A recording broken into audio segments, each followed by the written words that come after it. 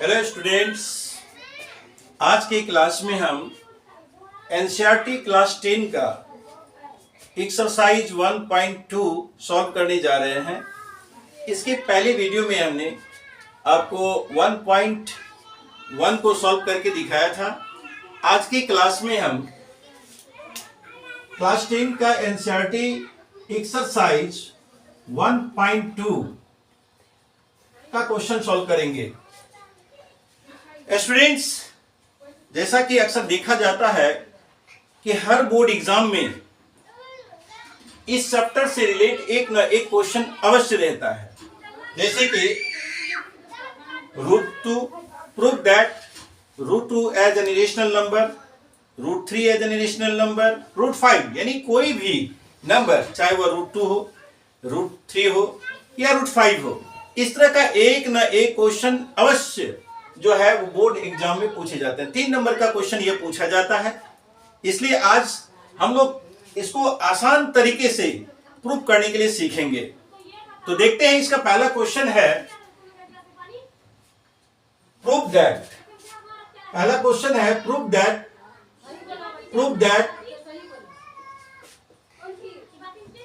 √5 is irrational.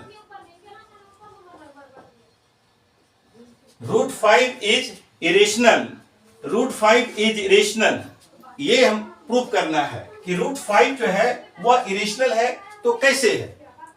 तो students, सबसे पहले हम देखते हैं ये √5 तो इरेशनल है, लेकिन इसको हम प्रूव करके दिखाएंगे। तो कैसे दिखाएंगे?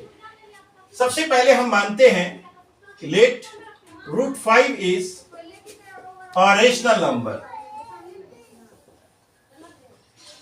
Rational number. तो स्टूडेंट्स, एक बार हम इसको मान लेते हैं कि ये रेशनल नंबर है, और वह let √5 is a rational number in the form of p by q, in the form of p by q, where p and q are integers.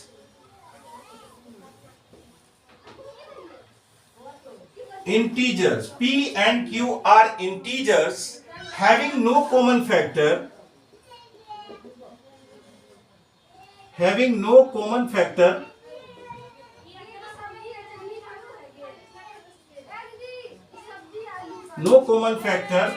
other than 1,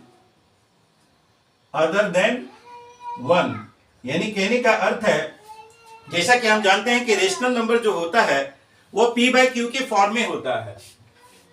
तो एक बार के लिए हम यह मान लेते हैं कि √5 जो है वो रेशनल नंबर है जो p by q के फॉर्म में है, और p और q इंटीजर्स है, and q not equal to 0, क्योंकि हम जानते हैं कि रेशनल नंबर का जो डिफिनेशन होता है कि वो p by q के फॉर्म में होता है और उसका जो डिनोमिनेटर है वो 0 नहीं होना चाहिए।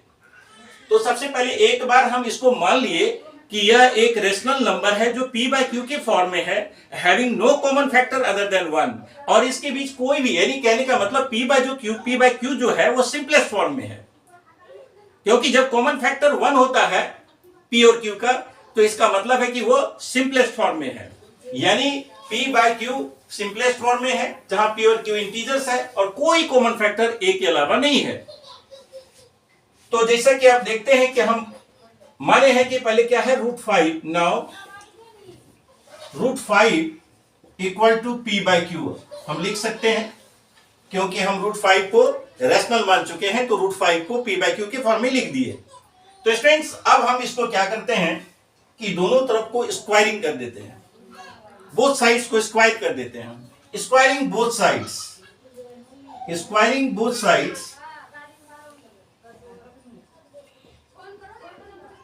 Sides we gate.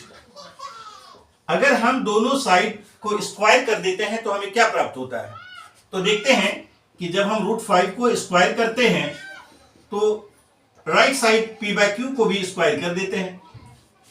इसका अर्थ होता है कि ये √5 का स्क्वायर जो है वो 5 हो जाता है और ये p² बाय q² हो जाता है। तो स्टूडेंट्स अब इसका हम क्रॉस मल्टीप्लीकेशन अगर करते हैं तो हमें प्राप्त होता है क्या, P5Q² बराबर P²। यानी कहने का अर्थ है कि ये जो 5 है वो P को डिवाइड करता है, तो हम लिखते हैं 5 डिवाइड्स P²। तो स्टूडेंट्स जैसा कि प्राइम फैक्टराइजेशन में हम लोगों ने पढ़ा है कि 5 अगर P² को डिवाइड करता है तो इसका अर्थ है कि वो P को भी डिवाइड करता है, यानी कि 5 डिवाइड्स P। अगर वो 5 P² को डिवाइड करता है, सपोज कीजिए स्टूडेंट्स अगर P का वैल्यू हमारे पास 10 है या फिर और अदर कोई नंबर है, अगर 5 से इसको डिवाइड कर रहा है तो अगर इसको 5 डिवाइड कर रहा है तो उसका स्क्वायर 100 होता है, उसको भी डिवाइड करेगा, इजीली वे भी वो उसको डिवाइड कर सकता है। तो इस तरह हम लोग लिखते हैं कि 5 डिवाइड्स P। एक बार हम ये दिखाते हैं कि 5 जो है वो P का फैक्टर है। तो स्टूडेंट्स अब दोबारा हम मानते हैं कि लेट P बराबर 5R। एक बार हम P को मान लेते हैं कि 5R है, तो क्या देखते हैं कि जब इसका स्क्वायर करते हैं तो P² बराबर हो जाता है 5R का whole square. This implies P² बराबर 25R²। तो स्टूडेंट्स अगर P² बराबर 25R² है तो यहां पर देखते हैं कि जो 5Q² बराबर आपका 5Q² बराबर P² है, तो इसका कहने का अर्थ है कि 5Q² बराबर 25R² होगा। या हम इसको अगर हम यहां पर लिख देते हैं कि 5Q² बराबर ये इक्वेशन 1 है, तो यहां लिखेंगे यूजिंग 1। क्या लिखते हैं इसको हम, यूजिंग 1। इसको एक को हम यूज करते हैं, यूजिंग 1 करने से हमारा ऐसे आ जाता है 5Q² बराबर 25R², यानी कि Q² बराबर 25R² बाय 5 से हम 25 को कैंसिल करते हैं 5 टाइम्स में, तो Q² बराबर हो जाता है 5R², या इसको हम लिख सकते हैं कि 5R² बराबर Q²। यानी स्टूडेंट्स कहने का अर्थ है कि ये 5 भी Q को डिवाइड करता है, यानी 5 divides Q²। This implies that 5 divides Q. 5 divides Q. तो स्टूडेंट्स यहां हम देख रहे हैं कि 5 डिवाइड्स P, 5 डिवाइड्स Q। एक बार आप यहां देखिए कि ये लिखा हुआ है कि 5 डिवाइड्स P और 5 डिवाइड्स Q, यानी ये 5 जो है वो P और Q को डिवाइड कर रहा है, यानी पूर्णतः विभाजित कर रहा है। इसका अर्थ है कि कॉमन फैक्टर ये P और Q का 5 हो गया, जो हम माने हैं कि P and Q have no common factor other than 1। इसका अर्थ है कि यहां पर कंट्राडिक्शन हो रहा है, अर्थात विरोधाभास उत्पन्न हो रहा है। क्या हो रहा है कि एक बार हम ये माने हैं कि ये P/Q जो है वो सिंपलेस्ट फॉर्म में है, जिसका कोई कॉमन फैक्टर नहीं है, लेकिन यहां स्पष्ट रूप से यह दिख रहा है कि जो 5 है वो P को भी डिवाइड कर रहा है और 5Q को डिवाइड कर रहा है। इसका अर्थ है कि P and Q have common factor other than 1, यानी 5 जो है वो उसका कॉमन फैक्टर है। इसका अर्थ है 10 P and Q have common factor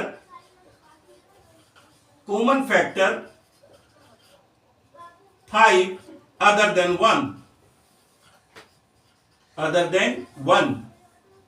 तो स्टूडेंट्स इसका अर्थ है कि ये P और Q का एक के अलावा भी कॉमन फैक्टर है और वो है 5।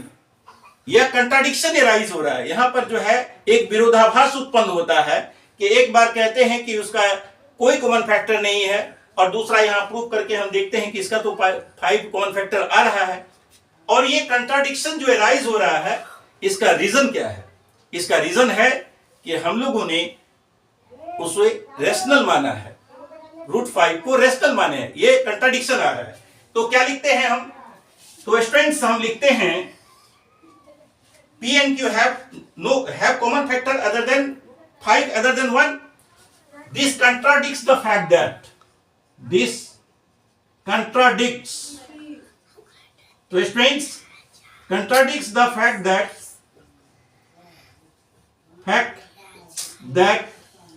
P and Q have no common factor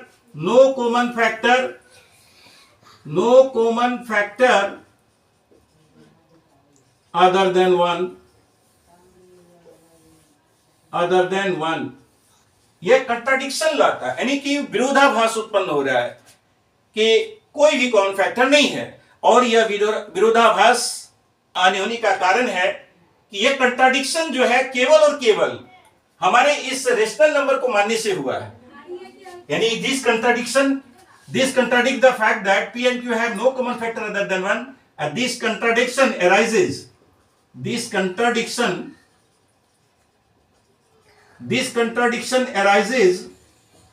by assuming that root 5 is a rational number.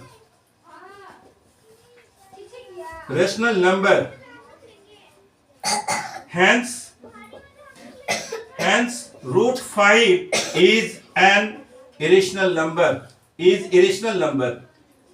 तो स्टूडेंट्स यहां क्या देख रहे हैं कि यह इरेशनल नंबर है। Hence root 5 इरेशनल ही है। ये जबरदस्ती हम लोगों ने इरेशनल उसे माना और उसको प्रूफ करने का प्रयास किया और मैं कह भी दिया। एक्चुअल में क्या है कि वह इरेशनल ही है। इस प्रकार यह प्रूफ हुआ कि ये इरेशनल नंबर है, रूट 5 इज इरेशनल नंबर। अब हम नेक्स्ट क्वेश्चन की ओर जाते हैं। क्वेश्चन नंबर 2 क्या कहता है वो देखते हैं। क्वेश्चन नंबर 2 एक्सरसाइज 1.2 का क्वेश्चन नंबर 2। तो स्टूडेंट्स यह क्वेश्चन जो 1 नंबर में आप लोगों ने देखा, यह क्वेश्चन एग्जाम के व्यू से बहुत ज्यादा ही इंपॉर्टेंट है। इसे बार बार प्रैक्टिस करके आप प्रूव करने का प्रयास करेंगे और अच्छी तरह से सीखेंगे। हो सकता है कि रूट 5 की जगह पर आपको रूट 3 आ जाए या रूट 2 आ जाए। तो इस तरह से रूट 2, रूट 3, रूट 5 में से कोई भी एक क्वेश्चन बोर्ड एग्जाम में मस्ट है और वो अक्सर पूछा जाता है, जिसमें 3 मार्क्स का यह क्वेश्चन होता है। तो आप अभी से अगर अच्छे ढंग से उसका प्रैक्टिस कर लेते हैं तो आप 3 नंबर आसानी से प्राप्त कर सकते हैं। तो नेक्स्ट क्वेश्चन की ओर जाते हैं, उसे भी हमें इरेशनल ही प्रूव करना है। और नेक्स्ट क्वेश्चन है prove that 3 plus root 5। Prove that, question number 2, prove that 3 plus 2 root 5 is irrational. तो स्टूडेंट्स यहां भी हम देखते हैं कि prove that 3 plus 2 root 5 is irrational. इसको हमको प्रूव करना है कि कैसे यह इरेशनल है। तो सबसे पहले वही प्रोसेस हम दोहराते हैं स्टूडेंट्स और यह लिखते हैं कि मान लेते हैं कि यह रेशनल है। तो let 3 plus 2 root 5 is rational. तो स्टूडेंट्स सबसे पहले इसको हम मानते हैं कि मान लेते हैं कि यह रेशनल है और इन the form of rational number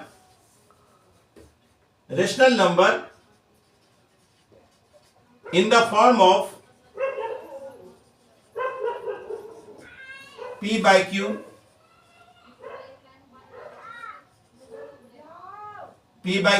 where P and Q are integers,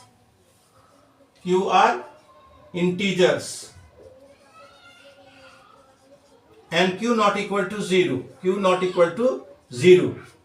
तो स्टूडेंट्स यहां भी हम 3 प्लस 2 रूट 5 को रेशनल मान लेते हैं और उसे देखते हैं कि ये अगर ये रेशनल है तो नाउ 3 प्लस 2√5 equal to p by q होगा। इसको हम इस प्रकार लिख सकते हैं, क्योंकि हम मान चुके हैं कि ये पी बाय क्यू के फॉर्म में है और रेशनल नंबर है, पी और क्यू इंटीजर्स है। तो जब हम 3 प्लस 2√5 को लिखते हैं पी बाय क्यू, तो क्या करते हैं हम कि पहले 2√5 को लेफ्ट साइड में रखते हैं और इस 3 को राइट साइड शिफ्ट करते हैं। तो जैसा कि स्टूडेंट हम जानते हैं कि अगर लेफ्ट से राइट को ले जाते हैं किसी नंबर को, तो वो उसका साइन चेंज हो जाता है, यानी प्लस माइनस और माइनस प्लस इनटू डिवाइड हो जाता है। तो ये 3 आकर p माइनस क्यू -3 हो जाता है, इस फॉर्म में आ जाता है स्टूडेंट्स। उसके बाद फिर हम √5 अगर लिखते हैं कि √5 बराबर, तो क्या होता है, तो √5 बराबर p by q -3 divided by 2 होगा, क्योंकि ये 2 इंटू में है लेफ्ट साइड में, जो राइट साइड में जाकर डिवाइड हो जाएगा। तो इस प्रकार हम इसको डिवाइडेड बाय 2 लिखते हैं। फिर देखते हैं p माइनस क्यू -3 इंटू 1/2। तो स्टूडेंट जब इसको हम मल्टीप्लाई करते हैं तो √5 बराबर होता है p बाय 2q -3/2, यानी कहने का अर्थ है कि 1/2 को हम दोनों में मल्टीप्लाई कर देते हैं, तो 1/2 से मल्टीप्लाई करने के बाद ये p बाय 2q हो जाता है और ये 3 इंटू 1 3/2 हो जाता है। जैसा कि स्टूडेंट हम जानते हैं p इंटीजर्स है, q भी इंटीजर्स है, और यहां जो लिखा हुआ नंबर 2 और 3 वो भी इंटीजर्स है। तो as we know that difference of 2 integers are integers, या कहते हैं कि अगर ये p बाय क्यू के फॉर्म में है और 2 इंटीजर्स अगर p बाय क्यू के फॉर्म में है तो वो रेशनल नंबर है, और difference of 2 rational numbers is rational. तो कहने का मतलब है कि ये p बाय क्लियरली, इसको हम लिख सकते हैं कि clearly p minus 2q -3/2 are rational number, rational number, कि ये p बाय 2q -3/2 जो है वो रेशनल नंबर है, क्योंकि हम जानते हैं कि 2 रेशनल नंबर का जो डिफरेंस होता है वो रेशनल ही होता है, क्योंकि p and q are integers.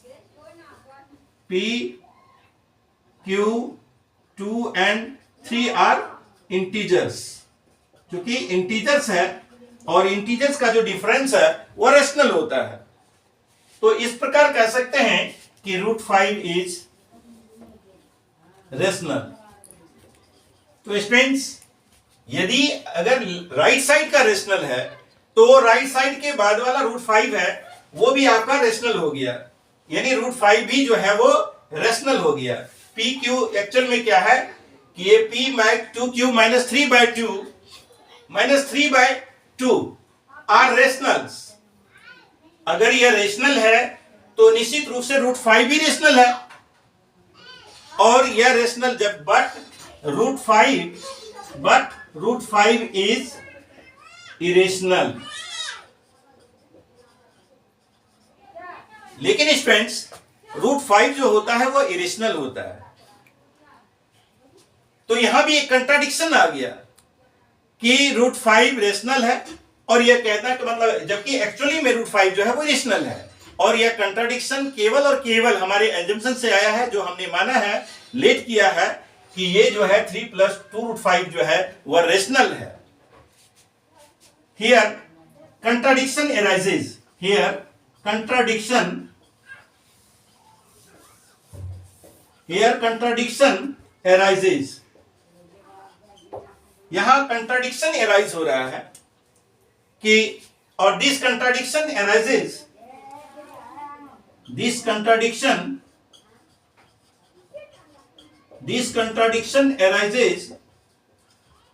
by assuming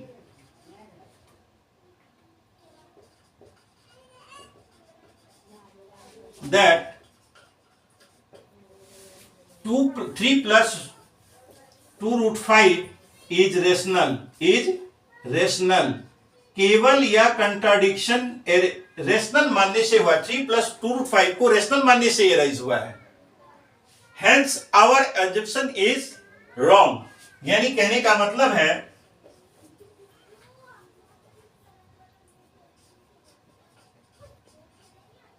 our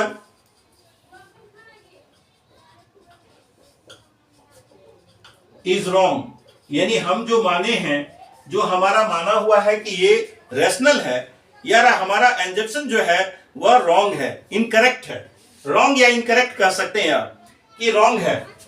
इसका क्या मतलब हुआ कि √5 यानी कि 3 + 2 √5, 3 + 2 √5 इज इरेशनल. यानी कहने का मतलब है कि जो 3 + 2 √5 है वह एक्चुअल में इरेशनल ही है.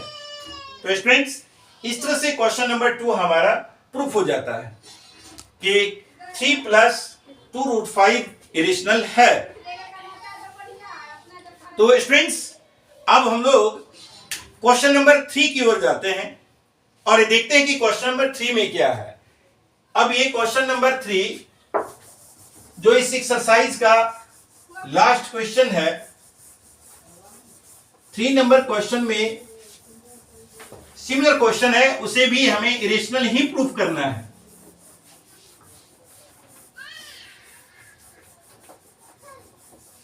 तो स्टूडेंट्स, क्वेश्चन नंबर 3 हम देखते हैं. तो क्वेश्चन नंबर 3 में क्या है? क्वेश्चन नंबर 3 है कि prove that the following are irrationals. इसमें 3 क्वेश्चन है स्टूडेंट्स, जिसे बारी बारी से आप सॉल्व कर सकते हैं. तो सबसे पहले है 3 का 1 नंबर में 1/√2. आप सेम प्रोसेस से स्टूडेंट्स आप इसको सॉल्व कर सकते हैं. जैसे कि क्वेश्चन नंबर 2 हमने बनाया कि लेट करके कि सबसे पहले इसको हम रैशनल मान लेते हैं, P/Q के फॉर्म में मानते हैं और उसी प्रकार से इसको हम सॉल्व कर लेते हैं. तो देखते हैं, सबसे पहले late 1/√2 is a rational number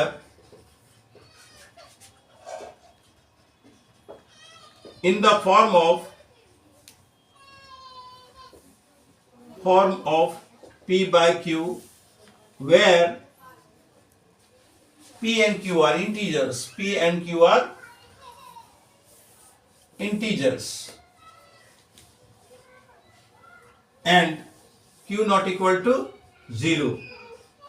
तो स्टूडेंट्स, सेम प्रोसेस से जैसे अदर क्वेश्चन को भी हम लोगों ने सॉल्व किया था कि रेशनल नंबर कैसे प्रूव करेंगे, इसी तरह इसमें भी देखते हैं और लिखते हैं कि 1/√2 = P/Q.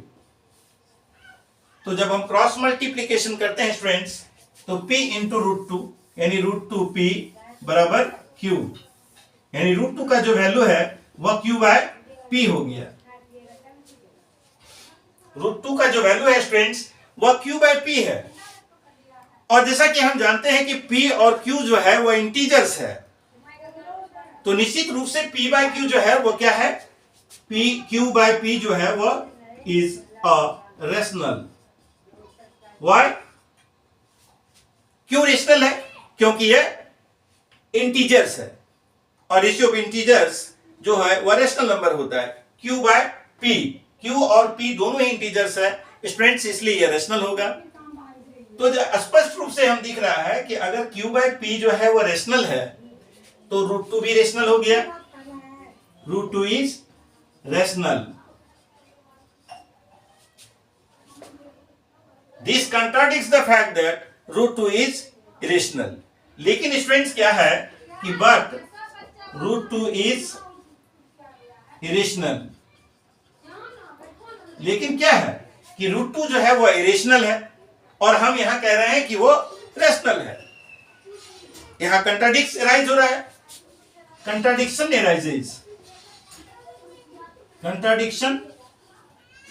एराइजेज, विरोधाभास उत्पन्न होता है कि एक बार हम कहते हैं कि √2 जो है वह रेशनल है लेकिन वो है इरेशनल. तो ये कंट्राडिक्शन जो है इसलिए सिर्फ आता है क्योंकि हम लोगों ने इसको रेशनल माना है. This contradiction arises, this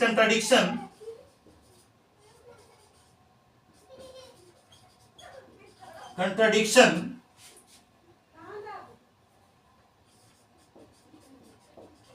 arises by assuming that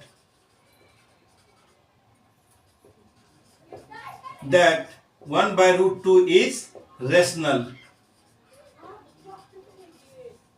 तो स्टूडेंट्स, यह कंट्राडिक्शन केवल और केवल एराइज इसलिए हुआ है क्योंकि हमने यहां एज्यूम किया है कि 1 बाय रूट 2 जो है वो रेशनल है, लेकिन ये इरेशनल है। इसका कहने का अर्थ है कि रूट 2 इरेशनल ही है, यानी कहने का मतलब